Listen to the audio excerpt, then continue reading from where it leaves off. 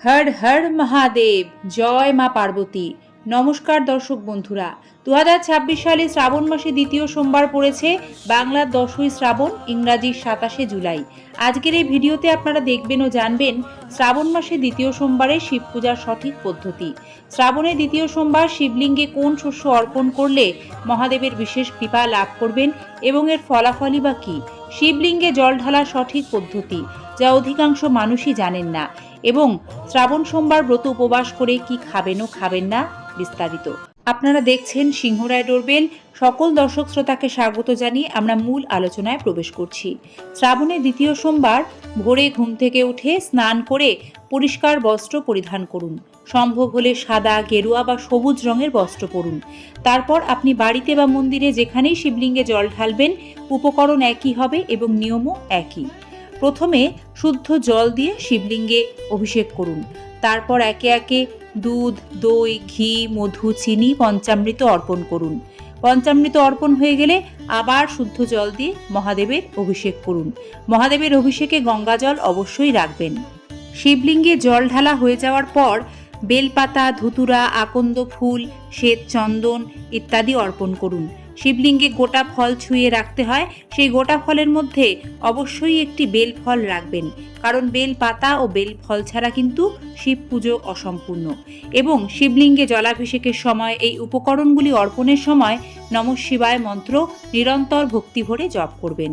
তবে শিবলিঙ্গে কিন্তু সরাসরি জল ঢালতে নেই। শিবলিঙ্গে জল ঢালার সঠিক নিয়ম কি? উত্তর মুখে দাঁড়িয়ে প্রথমে শিবলিঙ্গে জলাধারীর ডান দিকে জল নিবেদন করবেন। একে গণেশের স্থান মনে করা হয়। এরপর বাঁ দিকে কার্তিকের নিবাস স্থানে জল নিবেদন করতে হয়।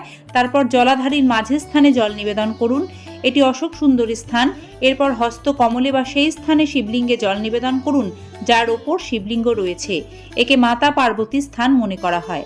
আর সব শেষে ধীরে ধীরে শিবলিঙ্গের মাথায় নমঃ শিবায় মন্ত্র জপ করতে করতে জল ঢালুন। শ্রাবণ মাসের দ্বিতীয় সোমবার শিবলিঙ্গে কি কি অর্পণ করা নিয়ম? শ্রাবণের দ্বিতীয় সোমবার শিবলিঙ্গে কালো তিল অর্পণ করতে হয়। শিবলিঙ্গে কালো তিল অর্পণ করলে জন্মছকে শনি, রাহু, কেতুর অশুভ প্রভাব কাটে। গ্রহদোষ খণ্ডনের পাশাপাশি পিতৃদোষ খণ্ডন হয়, নেতিবাচক শক্তি দূর হয়, রোগ ব্যাধি থেকে রক্ষা পাওয়া যায়, শত্রু ভয় দূর হয়।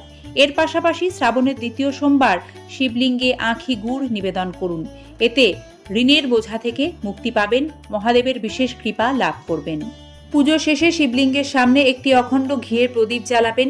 কর্পূরের বাতি জ্বালিয়ে শিবলিঙ্গের সামনে আরতি করবেন এবং এই দিন শিব চালিসা, মহামৃত্যুঞ্জয় মন্ত্র, শ্রাবণ সোমবারে ব্রতকথা পাঠ অত্যন্ত শুভ বলে মনে করা হয়।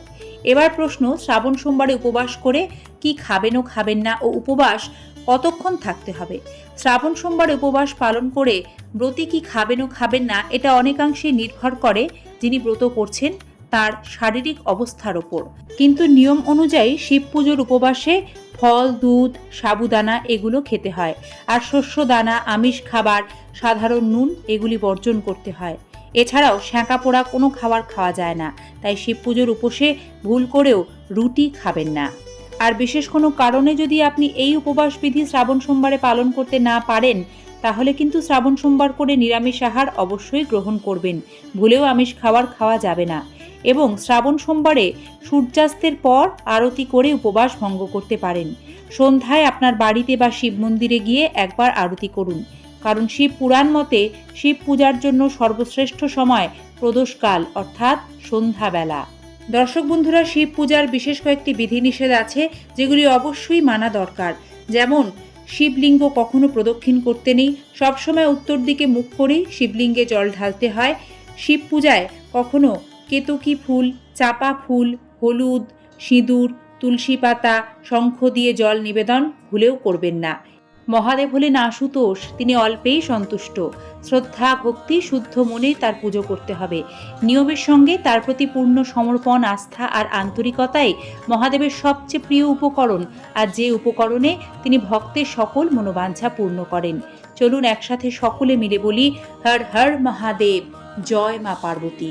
শ্রাবণের দ্বিতীয় সোমবারের শুভেচ্ছা জানিয়ে পর্বটি এখানেই শেষ করছি। সকলে ভালো থাকবেন।